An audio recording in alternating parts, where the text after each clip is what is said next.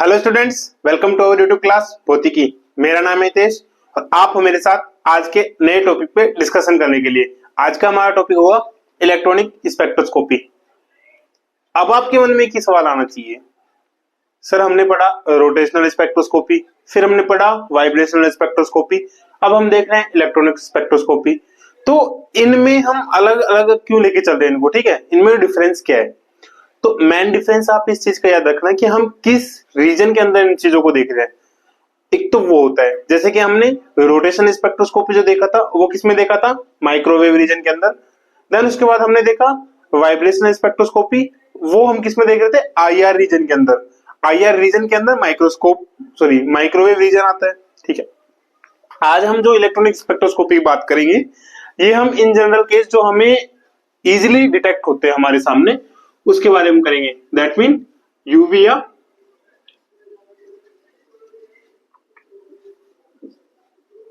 Visible region के अंदर, ठीक है। तो इसमें नया क्या है? एक तो नया यही है कि आईआर स्पेक्ट्रम के अंदर या आईआर रीजन के अंदर हम बाद में गए थे। पहले हमें ये था कि जो विजिबल रीजन है, जो हमें डायरेक्ट इजिली आंखों से हमें देखने को मिल रहा है, अगर हम माइक्रोस्कोप से देखते हैं, ठीक है, तो उनकी वजह से हमें क्या देखने को मिल रहा है, इजिली डिटेक्ट हो रहा है। फिर और डीप में गए ना, तब हमें वाइब्रेशन और रोटेशन के बारे में पता चला था। तो इलेक्ट्रॉनिक स्पेक्ट्रोस्कोपी में इन जनरल ऐसे होता है, जैसे कि मैंने आपको एटम का बताया था। एटम में मैंने क्या बोला था कि एक बीच में न्यूक्लियाई होता है, न्यूक्लियाई के चारों तरफ हमारे पास ऑर्बिट्स होते हैं जिसमें इलेक्ट्रॉन रिवॉल्व करते हैं सराउंडिंग द न्यूक्लियस, न्यूक्लियाई, ठीक है। अब इलेक्ट्रॉन क्या कर रहे थे, यहाँ पे थे, और इनके बीच की जो डिफरेंस था, एक एनर्जी जो गैप था, उतनी एनर्जी जो लाइट इनको हिट कर रही है, मतलब यहां से जो लाइट आ रही है, ये लाइट जो इसको हिट कर रही है, इतनी एनर्जी वो एब्जॉर्ब कर रहे थे और एक्साइटेड स्टेट के अंदर जा रहे थे, राइट। इतना हमने देखा था। और अगर उतनी एनर्जी उसको नहीं मिलती है, इलेक्ट्रॉन को उतनी एनर्जी नहीं मिलती, मैंने बताया था आपको, तो वो क्या है, जैसे कि बीच में अटका रहेगा नहीं, वो अपने फिर से क्या रहेगा, अपने नॉर्मल जो स्टेट है उसी के अंदर वो रहेगा। ये किसके केस था, एटम का केस था। जब हम मॉलिक्यूल की बात करते हैं तो मॉलिक्यूल में बेसिकली क्या होता है, आप मॉलिक्यूल को एक तरीके से मान सकते हैं। तो मॉलिक्यूल में भी ऐसे होता है कि जब कोई भी इलेक्ट्रॉन यहाँ पे है, ओके, एक ग्राउंड स्टेट एनर्जी के अंदर है, ग्राउंड स्टेट एनर्जी के अंदर से मॉलिक्यूल कोई भी है, वो जब एक्साइटेड स्टेट के अंदर जाता है तो उसे क्या चाहिए, कोई ना कोई एनर्जी सोर्स चाहिए जहां से वो एनर्जी ले सके।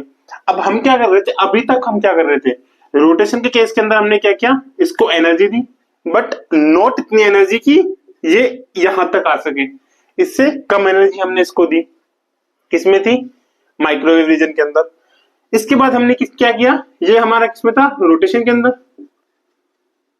और रोटेशन के अंदर आप ऐसे मान सकते हो कि इसको इतनी एनर्जी दी कि ये इलेक्ट्रॉन सिर्फ इतनी डिस्टेंस ये कवर अप कर पाया, एक्साइट होके, इससे आगे नहीं जा पाया। हमने क्या बोला, और थोड़ी एनर्जी इसको देते ज्यादा। अब की बार एनर्जी किसमें थी, ये वाली हमने दी माइक्रोवेव रीजन के अंदर। नेक्स्ट एनर्जी हमने दी आईआर रीजन के अंदर, मतलब आईआर जो इंफ्रारेड की जो वेवलेंथ होती है, उतनी एनर्जी हमने इसको प्रोवाइड कराई, ओके। उतनी एनर्जी प्रोवाइड कराने के बाद भी ये एक मैक्स लिमिट अपने तक गया, और उसके बाद हमने क्या देखा था, इसका डिसोसिएशन एनर्जी इसकी देखी थी, जहां पे वो अलग हो रहे थे, ठीक है। मतलब उससे ज्यादा वो नहीं जा पा रहा था, जो वाइब्रेशन एनर्जी लेवल हमने देखे थे वो उससे ऊपर नहीं जा पा रहे थे। एक डिसोसिएशन एनर्जी लेवल हमारे पास आ गया था, किसमें, आईआर रीजन के अंदर, ठीक है। इसका भी तो लिमिट खत्म हुई। फिर हमने क्या देखा लास्ट में, हमने लास्ट में बात करी फिर विजिबल रीजन की, या फिर हम बोल सकते हैं यूवी लाइट की, ओके। जब यूवी लाइट या विजिबल लाइट हमने इस इलेक्ट्रॉन को दी, यूवी लाइट या विजिबल लाइट,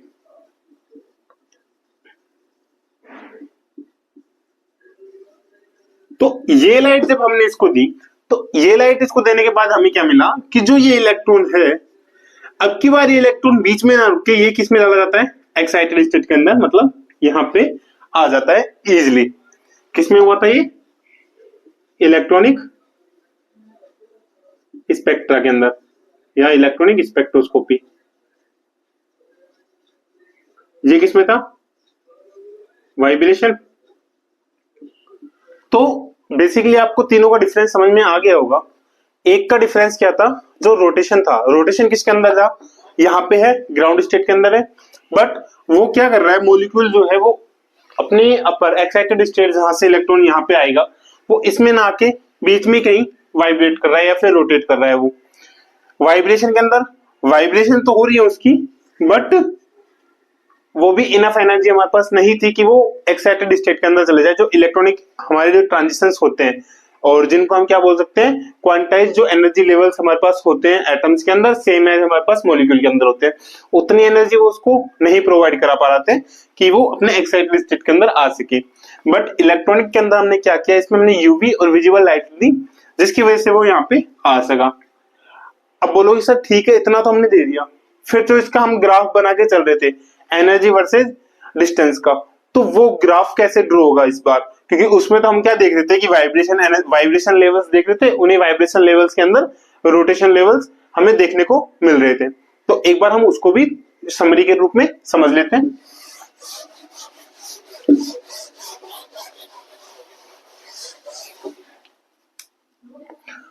तो अभी क्या हो रहा था, अभी तक हमारा ये हो रहा था कि जो एनर्जी हमारे पास थी,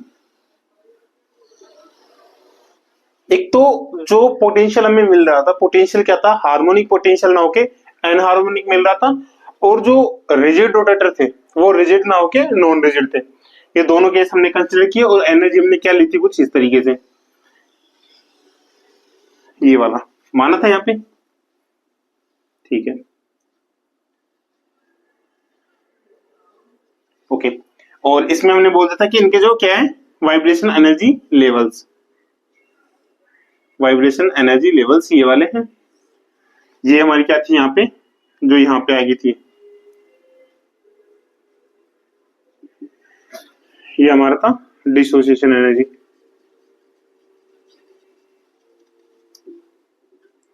डिसोसिएशन एनर्जी, ओके।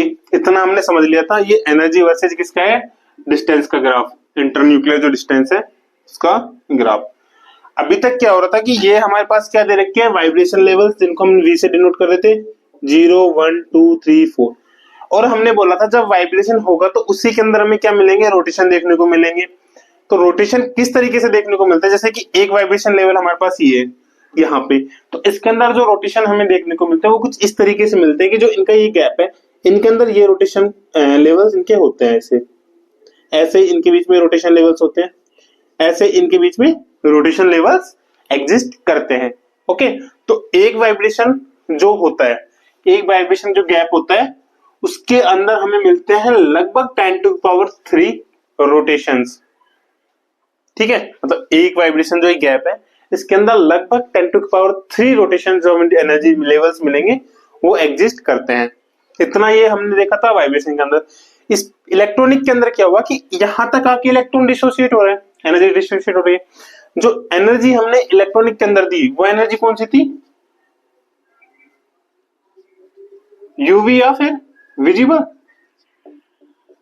अब यूवी या फिर विजिबल में क्या होता है कि यहां से ये एनर्जी है, इतना हो गया।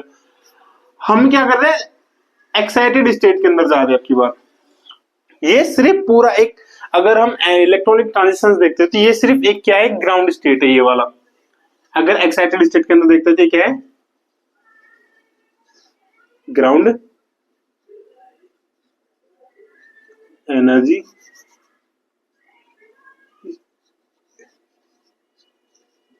स्टेट, ठीक है। अब क्या कर रहे हैं, यहां से ग्राउंड से हम क्या जाएंगे, एक्साइटेड के अंदर। और कौन सा एक्साइटेड है, फर्स्ट एक्साइटेड, एक्साइटेड स्टेट।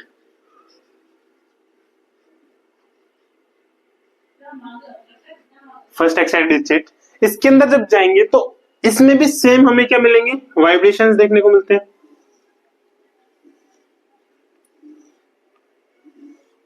और इस बार क्या करेंगे, अगर कोई, जैसे मान लो हमने क्या बोला था कि जो ग्राउंड स्टेट के अंदर जो सबसे ज्यादा इलेक्ट्रॉन्स या सबसे ज्यादा नंबर ऑफ पॉपुलेशन जो होते हैं मॉलिक्यूल्स की, वो कहाँ पे होते हैं, ग्राउंड स्टेट के अंदर होती है। यहाँ पे रहेगी, ऑब्वियसली यहाँ पे रहेगी जब हम रूम टेम्परेचर की बात करेंगे। अब क्या होगा, इसको इतनी एनर्जी हमने दे दी कि ये इजिली यहाँ पे जो एक्साइटेड स्टेट है, एक्साइटेड स्टेट के ग्राउंड स्टेट में, तो यहाँ पे जा सकता है यहाँ पे, ठीक है। यहाँ पे कोई है, इतनी एनर्जी हमने इसको प्रोवाइड करा है कि ये यहाँ पे जा सकता है। तो जो ये वाला ट्रांजिशन होगा, इस ट्रांजिशन को हम क्या बोलते हैं,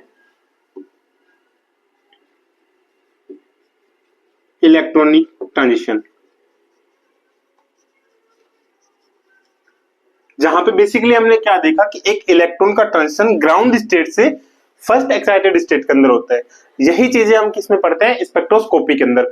अभी तक आपको ये दिख गया होगा कि स्पेक्ट्रोस्कोपी में हम क्या देख रहे हैं कि जो एक स्पेक्ट्रोस्कोपी इलेक्ट्रॉनिक जो ट्रांजिशन है, एक ग्राउंड स्टेट के अंदर हमें यहाँ पे वाइब्रेशन भी देखने को मिल रहा है और रोटेशन भी देखने को मिल रहा है। तो मैंने आपको ये क्या बोला था, जो एक इलेक्ट्रॉनिक जो स्टेट होगा, इलेक्ट्रॉनिक एनर्जी जो डिफरेंस होगा ये वाला, इसके इक्वल में आप ये मान सकते हो, जो ये एक ग्राउंड स्टेट है इलेक्ट्रॉनिक का, ये इक्वल होता है 10⁻³ वाइब्रेशन के।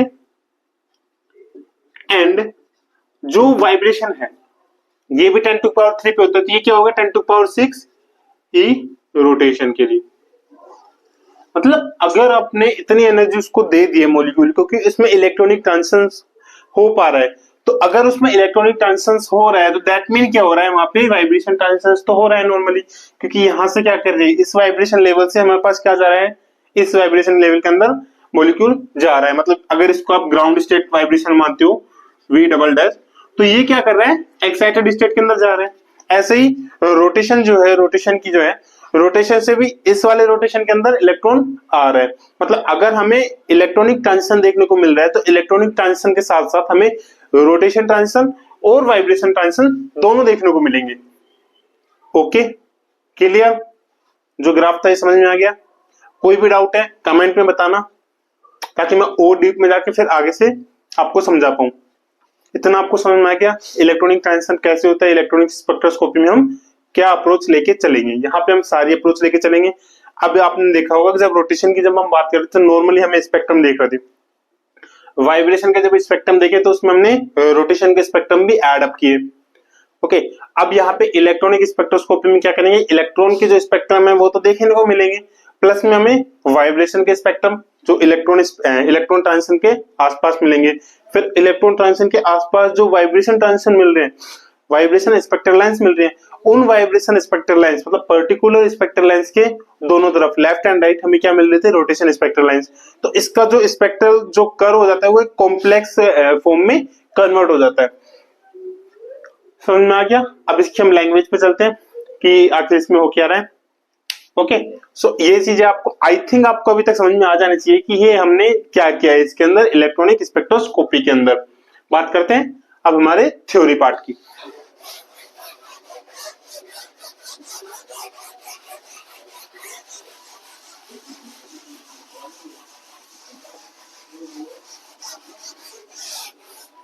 तो इसमें बेसिकली क्या होता है,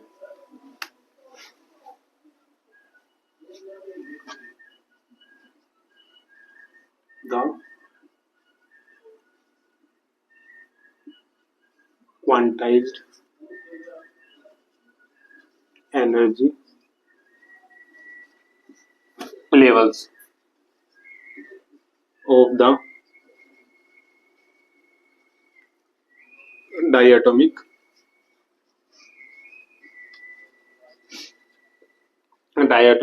molecule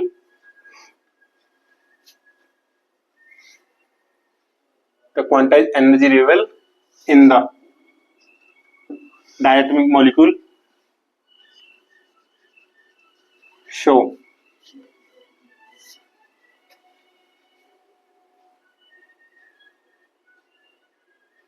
level in the diatomic molecule shows electronic transition. Okay, मतलब इसमें क्या दिखाते हैं, हमें इलेक्ट्रॉनिक ट्रांजिशन हमें देखने को मिलता है। और जो ये लेवल्स होते हैं क्वांटाइज्ड एनर्जी लेवल्स, इनको क्या बोलते हैं, and these levels are called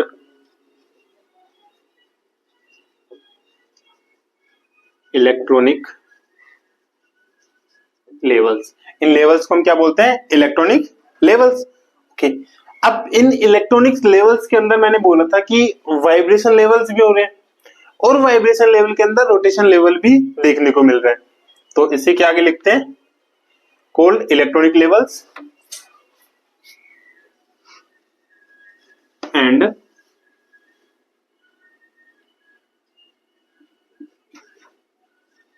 in these electronic level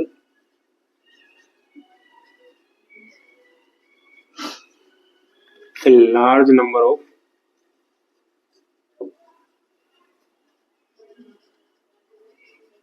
vibration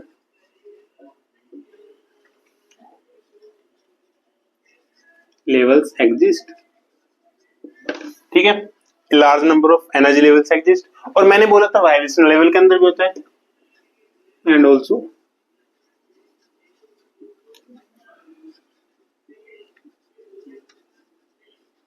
in vibration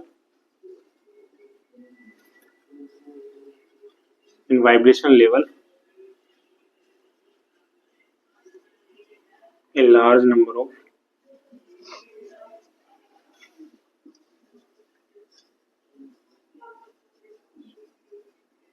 rotational levels exist. ठीक है, एक इलेक्ट्रॉनिक लेवल के अंदर हमें क्या मिलते हैं, वाइब्रेशन लेवल्स, और वाइब्रेशन लेवल के अंदर क्या मिलता है हमें, रोटेशन लेवल। इतना समझ में आ गया, इलेक्ट्रॉनिक स्पेक्ट्रोस्कोपी में आ गया।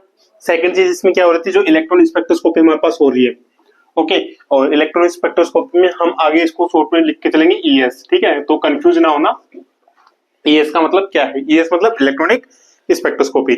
So electronic spectroscopy falls in the visible और यूवी रीजन। ठीक है, विजिबल और यूवी रीजन के अंदर दिखता है, किसमें, ऑफ द इलेक्ट्रोमैग्नेटिक स्पेक्ट्रम। मैंने बोला था स्टार्टिंग में कि हम यहाँ पे इलेक्ट्रोमैग्नेटिक रेडिएशन जो लेते हैं वो क्यों लेते हैं, बिकॉज ऑफ उसके अंदर हमें सारे रीजन्स एग्जिस्ट करते हैं। इलेक्ट्रोमैग्नेटिक रेडिएशन के अंदर हमारे यहाँ पे यूवी एंड विजिबल रीजन भी आ गया, माइक्रोवेव रीजन भी आ गया और आईआर रीजन भी आ गया। तो ये एक सूटेबल रेडिएशन हमारे पास होता है कि हमें अलग अलग स्पेक्ट्रोस्कोपी की स्टडी के लिए अलग अलग हमें रेडिएशन की जरूरत नहीं पड़ती, एक ही लाइट सोर्स हमें लिए इनफ होता है।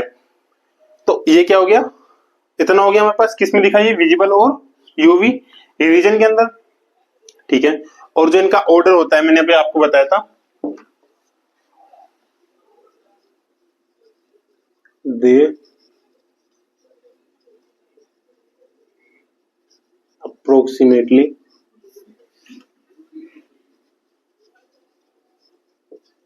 Order of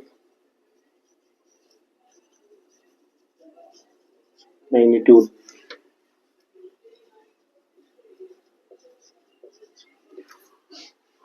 Of these changes are, order जो होता है वो क्या होता है, इलेक्ट्रॉनिक के लिए जो होगा वो इक्वल्स टू होता है हमारा वाइब्रेशन के लिए, तो ये कितने टाइम होता है, 10⁻³ टाइम्स। ऐसे जो रोटेशन होता है वो कितने टाइम होता है, रोटेशन जो होता है 10⁻⁶ टाइम्स। ठीक है, और ये किसमें होता है हमारा, सेंटीमीटर इनवर्स के अंदर। याद रखना ये वाली पॉइंट बहुत इंपॉर्टेंट है आपके लिए, ये स्टार पॉइंट देना। तो 3 पॉइंट्स हमारे पास ये भी इलेक्ट्रॉनिक स्पेक्ट्रोस्कोपी में।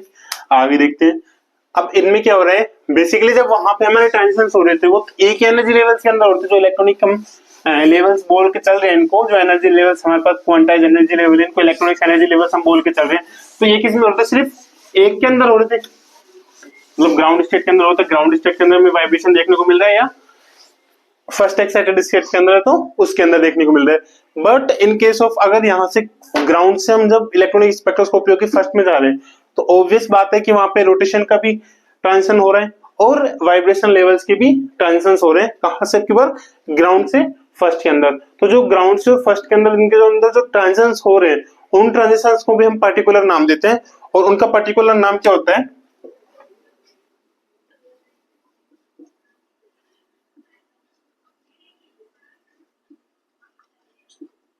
The vibrational change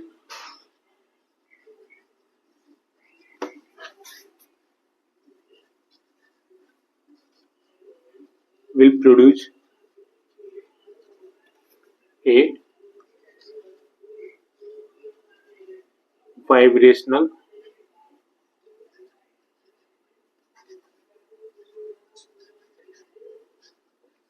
course structure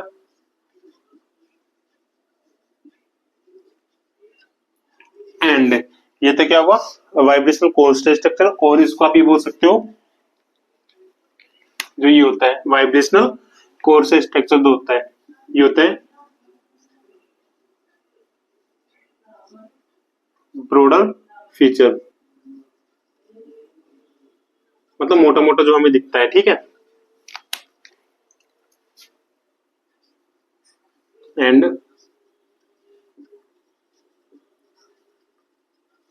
rotational change,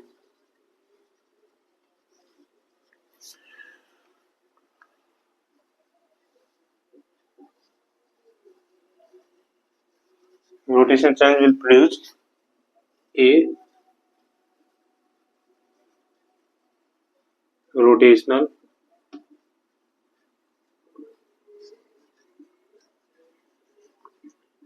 fine structure.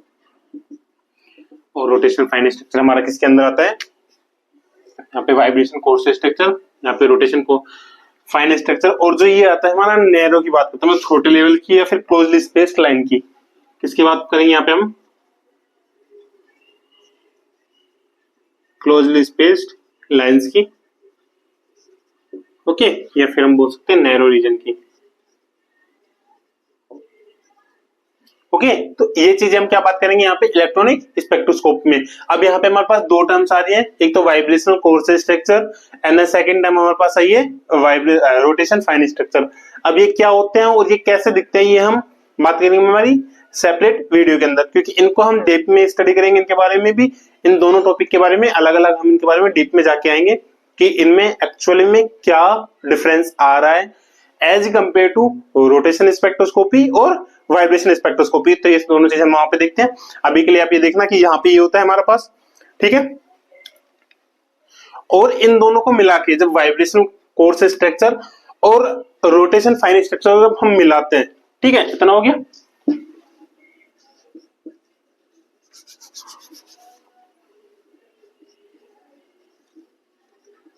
Together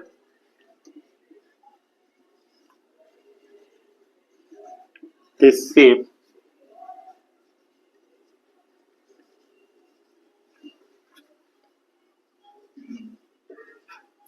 appearance of the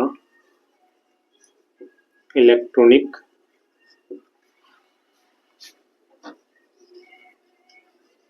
spectrum, मतलब तो वाइब्रेशनल कोर्स स्ट्रक्चर और रोटेशन फाइन स्ट्रक्चर, इन दोनों को जब हम कंबाइन करेंगे तो हमें क्या मिलेगा, इलेक्ट्रॉनिक स्पेक्ट्रम, जो कि हमारा जो ये क्लास है इसका मेन पॉइंट रहेगा।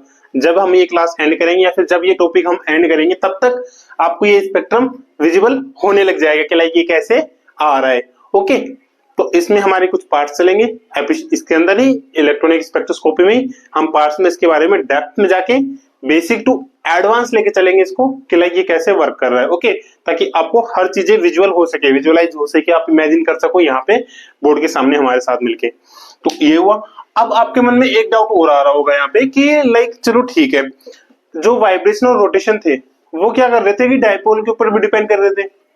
अभी तक हमने क्या देखा था कि रमन स्पेक्ट्रोस्कोपी के अंदर ही जो होमोन्यूक्लियस है वो वहां पे वर्क करते हैं, बट इन केस ऑफ हम जब रोटेशन स्पेक्ट्रोस्कोपी और वाइब्रेशन स्पेक्ट्रोस्कोपी के अंदर आए तो वहां पे सिर्फ हेटेरोन्यूक्लियस है, जो कि ये दोनों प्रॉपर्टीज हमें शो करता है, रोटेशन वाली भी और वाइब्रेशन वाली भी।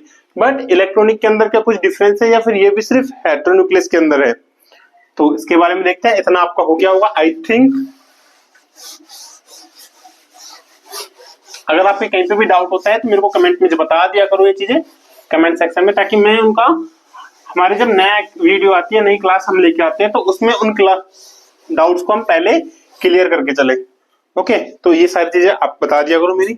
अब भी हमारा क्या था यहाँ पे, डायपोल मोमेंट, कि आखिर डायपोल मोमेंट क्या होता है, चेंज। हालांकि हम जानते हैं रोटेशन के केस के अंदर तो क्या होता है, हमें क्या पता था,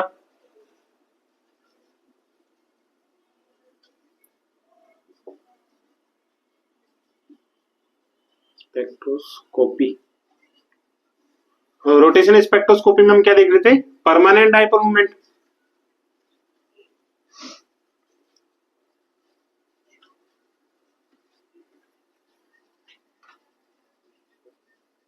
एंड इन केस ऑफ, हम जब यहाँ पे जा रहे हैं वाइब्रेशन के केस के अंदर,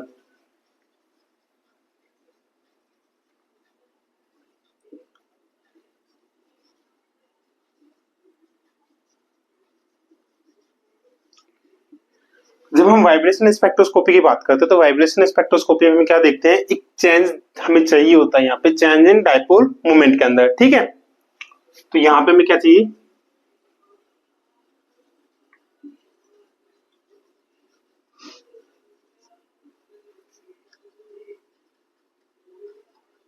change of dipole moment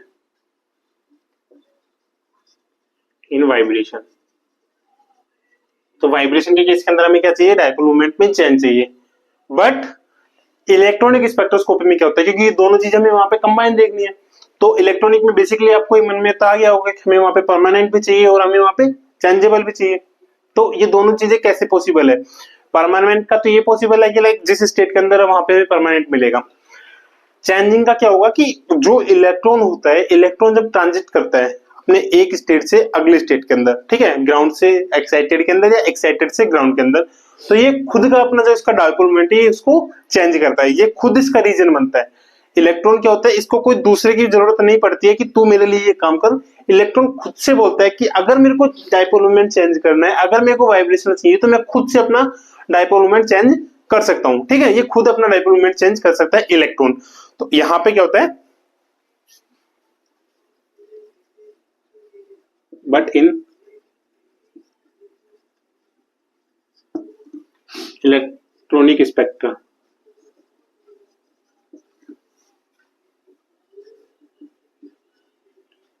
it can be observed in all molecules, even those without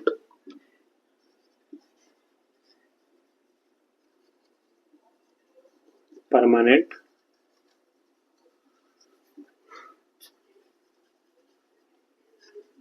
dipole moment. Why, because जो इलेक्ट्रॉन मैंने बताया था आपको, बिकॉज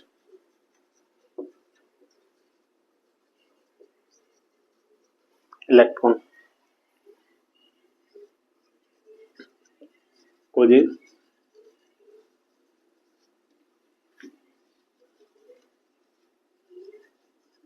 डाइपोल मोमेंट, या इसको बोल सकते हैं dipole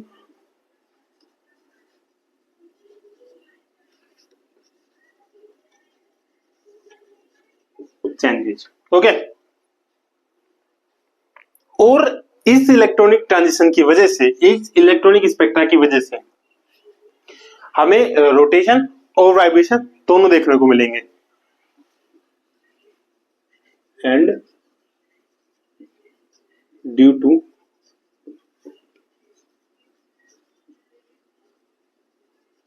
this electronic spectra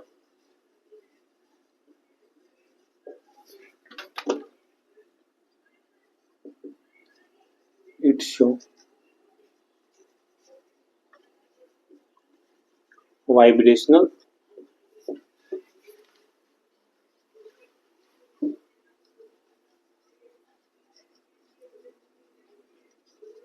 and rotation structure in the earth spectra. Okay, मतलब इलेक्ट्रॉनिक स्पेक्ट्रा की वजह से हमें वाइब्रेशन और रोटेशन दोनों के दोनों यहाँ पे देखने को मिलेंगे। ये तो था इसके अंदर। अब आपके मन में आ रहा होगा कि सर हेटेरोन्यूक्लियस के लिए तो मिल रहा था, जो इलेक्ट्रॉनिक स्पेक्ट्रा है ये हेटेरो के लिए तो ठीक है, मतलब अलग अलग, बट होमोन्यूक्लियस के लिए भी हमें क्या देखने को मिलता है, इलेक्ट्रॉनिक स्पेक्ट्रा देखने को मिलता है, क्योंकि यहाँ पे कंप्लीटली एनर्जी चेंज हो रही है। मॉलिक्यूल क्या कर रहा है, अपने ग्राउंड स्टेट से, जो इलेक्ट्रॉन अपने ग्राउंड स्टेट से एक्साइटेड स्टेट के अंदर जा रहा है, ठीक है। तो यहाँ पे डायपोल का तो कुछ रोल हो ही नहीं रहा, वो अपनी स्टेट ही चेंज कर रहा है। स्टेट चेंज कर रहा है मतलब वो अब की बार अगर वहां पे होमोन्यूक्लियस है तो भी वो स्टेट चेंज करेगा, हेटेरोन्यूक्लियस है तो भी वो चेंज करेगा। सो इसके अंदर आप ये चीजें और एड ऑन कर सकते हैं कि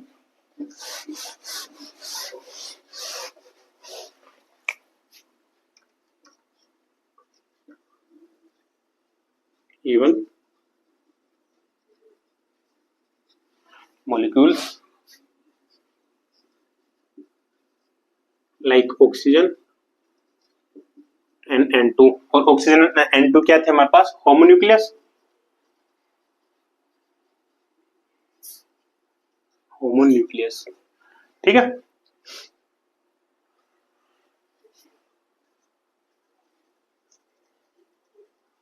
can show electronic spectra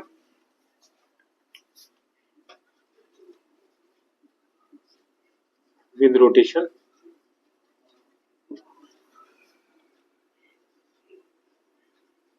and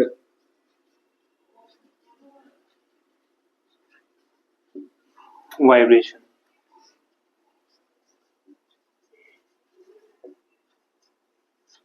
vibration structure किसकी वजह से, due to change in electron distribution, due to change in electron distribution during transition. मतलब ट्रांजिशन के ड्यूरिंग जो इलेक्ट्रॉन डिस्ट्रीब्यूशन हमारे पास हो रहा है यहाँ पे, उसकी वजह से हेटेरो के अंदर तो हमें दोनों चीजें देखने को मिल रही थी, यहाँ पे हमें होमोन्यूक्लियस के अंदर भी ये चीजें देखने को मिलेंगी।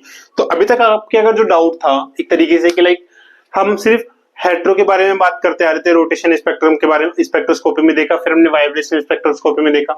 अब क्या कर रहे हैं, जो इलेक्ट्रॉनिक स्पेक्ट्रम जो हमें इजीली डिटेक्ट होता है, जिसके बारे में हमने अगर हम नॉर्मली देखते हैं तो वो वाला हमें यहाँ पे देखने को मिल रहा था IR रीजन और माइक्रोवेव रीजन के अंदर, तो हम बाद में गए थे जब हमारे पास ज्यादा टेक्नोलॉजीज आ गई थी।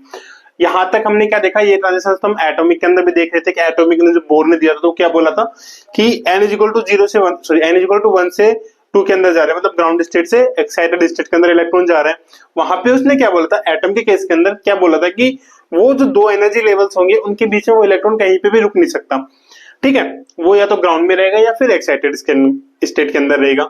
मॉलिक्यूल के अंदर क्या होता है कि वो रुकेगा नहीं, मतलब वो दो एनर्जी स्टेट जो क्वांटाइज एनर्जी लेवल्स है उसके बीच में रुकेगा नहीं, बट इलेक्ट्रॉन क्या कर सकता है, अगर उसके पास एनर्जी आ रही है, अगर उसको हम एनर्जी प्रोवाइड करा रहे हैं, तो वो या तो वही जिस एनर्जी स्टेट के अंदर है उसके अंदर रोटेट करेगा, ठीक है, रोटेशन से हमें स्पेक्ट्रम देखने को मिलेगा, या फिर वो क्या करेगा, वाइब्रेट करेगा। अब वहां पे स्पेक्ट्रम हमें कैसे देखने को मिल रहा है, ये चीजें आपके मन में आ रही होगी। तो आप इसका ये समझ सकते हैं कि जैसे कि हमने किसी बॉल को मारा, मतलब कलर मारा, तो वो ऐसे नहीं है कि वो कहीं अगले स्टेट के अंदर जा रहा है, उसी स्टेट के अंदर रह के वो क्या कर रहा है, सिर्फ रोटेशन अपने लेवल चेंज कर रहा है, और क्या कर रहा है वहां पे वो कि रोटेट कर रहा है। एनर्जी जब तक उसके पास है वो रोटेट किया, जैसे उसको एनर्जी वापस निकाल दी, उसकी एनर्जी उसने इमिट करी अपनी, वो नॉर्मल अपने स्टेट के अंदर आ गया, और जो एनर्जी उसने एब्जॉर्ब करी थी वो एनर्जी हमें बाहर मिल रही है एज ए स्पेक्ट्रल लाइंस के रूप में। सेम वाइब्रेशन के केस के अंदर था, एनर्जी जितने ले रहे हैं वो थोड़ा बहुत वाइब्रेट कर रहा है, वाइब्रेट करने के बाद एक टाइम के बाद वो क्या हो रहा है, नॉर्मल अपने इक्विलिब्रियम स्टेट के अंदर आ रहा है। इक्विलिब्रियम स्टेट के अंदर बाद में क्या हो रहा है, वो नॉर्मल वाइब्रेट हो गया, जो वाइब्रेशन एनर्जी थी इमिट करके, उसकी जो वाइब्रेशन एनर्जी हमें इमिट के बाद मिली, जो इमिशन लाइंस हमें मिल रही है उसके रूप में हमें वो मिली है वहां पे। इलेक्ट्रॉनिक स्पेक्ट्रा के अंदर क्या हो रहा है, इलेक्ट्रॉन बीच में वाइब्रेट ना करके या रोटेट ना करके वो अगले स्टेट के अंदर चला गया, मतलब ग्राउंड से एक्साइटेड स्टेट के अंदर चला गया। वहां से क्या हुआ, एनर्जी एब्जॉर्ब करी, एक्साइटेड स्टेट के अंदर गया। अब रोटेशन और वाइब्रेशन तो हो रहे हैं ड्यूरिंग द ट्रांजिशन, मतलब वो ग्राउंड स्टेट से एक्साइटेड स्टेट के अंदर जा रहे हैं, उस ड्यूरिंग में उसमें क्या हो रहा है, रोटेशन और वाइब्रेशन ट्रांजिशन साथ साथ इसमें देखने को हमें मिलते हैं। बट इस बार जो ये ट्रांजिशन हमें देखने को मिलेंगे वो क्या मिलेंगे हमें, एक ग्राउंड स्टेट से जब एक्साइटेड के अंदर जा रहे हैं तो जो ग्राउंड स्टेट के जो रोटेशन लेवल्स या फिर वाइब्रेशन लेवल्स हैं उनसे एक्साइटेड स्टेट के जो रोटेशन लेवल और वाइब्रेशन लेवल्स हैं उनके बीच में हमें अब की बार ट्रांजिशन देखने को मिलेंगे इलेक्ट्रॉनिक स्पेक्ट्रोस्कोपी के अंदर। तो इलेक्ट्रॉनिक स्पेक्ट्रोस्कोपी की जो स्पेक्ट्रम में लाइन हमें कैसे मिलेंगी, एक्साइटेड स्टेट के अंदर गया, जब डी एक्साइट हो गया अपने नॉर्मल अपने ग्राउंड स्टेट के अंदर जहां से वो उठा था वहीं की वहीं आएगा, तो जितनी एनर्जी उसने ली थी वो एनर्जी वापस इमिट करेगा। तो जो एनर्जी वो इमिट कर रहा है वही हमें क्या मिलेंगे एज ए स्पेक्ट्रल लाइंस के रूप में देखने को मिलती है। इसी वजह से हमने इसको नाम अलग दिया था, क्योंकि यहाँ पे जो रोटेशन स्पेक्ट्रम, रोटेशन ट्रांजिशन और वाइब्रेशन ट्रांजिशन क्या हो रहा है, उस एनर्जी के अंदर ना होके अब की बार अलग लेवल, एक्साइटेड लेवल के अंदर हो रहा है। तो जो वाइब्रेशन ट्रांजिशन हमें मिलेंगे वो क्या मिलता है, वाइब्रेशन कोर्स स्ट्रक्चर देखने को मिलता है, रोटेशन से देखने को मिलता है हमें रोटेशन फाइन स्ट्रक्चर। अब ये दोनों चीजें क्या होती हैं, इनके अंदर क्या होता है, ओके, इनकी बात करेंगे हम हमारी सेपरेट क्लासेस के अंदर। एक क्लास के अंदर अगर लेके चलेंगे तो बहुत मैशअप हो जाता है, ये आपको नहीं समझ में आएगा और इतनी अच्छी क्लास तरीके से ये चीजें हमारी समझ में आएंगी भी नहीं। तो हम इसको क्या करेंगे, अलग अलग लेके चलेंगे। बाकी जो भी इलेक्ट्रॉनिक स्पेक्ट्रोस्कोपी के अंदर हमें इंटेंसिटी देखने को मिलती है वो कैसे देखने को मिलेगी, ये भी हम आगे आने वाली क्लासेस के अंदर डिस्कस करेंगे। आज की क्लास के अंदर हमारा बेसिक था ये सारा कि इलेक्ट्रॉनिक स्पेक्ट्रोस्कोपी होती क्या है, क्यों हम इसके बारे में पढ़ रहे हैं, इसके बारे में बेसिकली होता क्या है। ठीक है, तो आज की क्लास में इतना ही। अगर आपके कोई डाउट है इस क्लास के अंदर या फिर आपको ये डाउट है कि इलेक्ट्रॉनिक स्पेक्ट्रोस्कोपी अभी भी बचता है तो ठीक है, हालांकि नहीं बचना चाहिए अभी तक डाउट, क्योंकि मैंने पूरा क्लियर किया है कि इलेक्ट्रॉनिक स्पेक्ट्रा क्यों हो रहा है। फिर भी अगर कोई डाउट बचता है तो कमेंट सेक्शन में जरूर बताना मेरे को डाउट। बाकी अगर आप क्लास पे नए हैं तो क्लास को सब्सक्राइब, अपने चैनल भौतिकी को सब्सक्राइब करना बिल्कुल ना भूलें, ताकि इस इलेक्ट्रॉनिक स्पेक्ट्रा के आगे आने वाले पार्ट्स, आगे आने वाली क्लासेस का आपको नोटिफिकेशन इजीली मिल पाए। ओके, तो क्लास को सब्सक्राइब करें, बेल आइकन प्रेस करें एंड अपने दोस्तों के साथ जरूर शेयर करें जो कि मॉलिक्यूलर फिजिक्स के स्टूडेंट्स हैं या फिर इवन वो फिजिकल केमिस्ट्री, जो हमारे केमिस्ट्री आता है, केमिस्ट्री के अंदर भी ये हमारा टॉपिक आता है ऑल्सो स्पेक्ट्रोस्कोपी। तो जो आपके केमिस्ट्री में स्टूडेंट, जो आपके केमिस्ट्री में आपके कलीग्स हैं, दोस्त हैं या फिर मॉलिक्यूलर फिजिक्स के अंदर, उनको ये क्लास जरूर शेयर करना ताकि उनके लिए भी एक चीजें हेल्पफुल बन सके। मिलते हैं अगले क्लास में, तब तक के लिए ध्यान रखिए अपना और अपने अपनों का। जय हिंद।